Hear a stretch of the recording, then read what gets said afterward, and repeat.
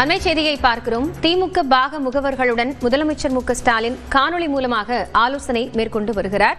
கூடுதல் தகவல்களோடு செய்தியாளர் கோகுல் இணைகிறார். அவரிடம் பேசலாம். கோகுல், இந்த ஆலோசனையின் முக்கியத்துவம் என்ன? வரும் 23ஆம் தேதி சட்டமன்ற தேர்தல் வாக்குப்பதிவு நடைபெறக்கூடிய நிலையில பாக முகவரோடு முதலமைச்சர் ஆலோசனை கூட்டம் நடத்தி வருகிறார். இந்த ஆலோசனையில முதலமைச்சர் பூத் வாரியாக பாக முகவர்கள் எவ்வாறு செயல்பட வேண்டும் என்ற அடிப்படையில பல்வேறு ஆலோசனைகளை வழங்கியிருக்கிறார். வாக்குச்சாவடிகள் பணிகள் உள்ளிட்டவைகள் குறித்த அறிவுறுத்தலையும் விழிப்போடு பணியாற்ற வேண்டிய அவசியம் குறித்தும் ஒவ்வொரு வாக்கும் முக்கியம் என்ற அடிப்படையில் முதலமைச்சர் பல்வேறு அறிவுறுத்தல்களை வழங்க இருக்கிறார்.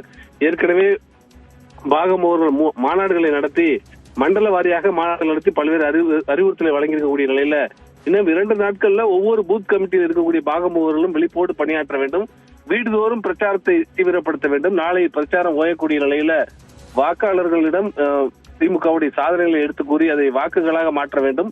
வாக்குப்பதிவு அன்று அவர்களை வாக்குச்சாவடிக்கு அழைத்து சென்று வாக்களிக்கும் வகையில அதற்கான ஏற்பாடுகளை செய்ய வேண்டும் உள்ளிட்ட பல்வேறு ஆலோசனைகளை இந்த கூட்டத்தில் வழங்குவார் என எதிர்பார்க்கப்படுகிறது. ஏறக்குறைய 75,000 பேரிடம் முதலமைச்சர் காணொலி காட்சி வாயிலாக ஆலோசனை நடத்துவதாக தகவல் வெளியாகிறது. நன்றி கோகுல், விவரங்களுக்காக.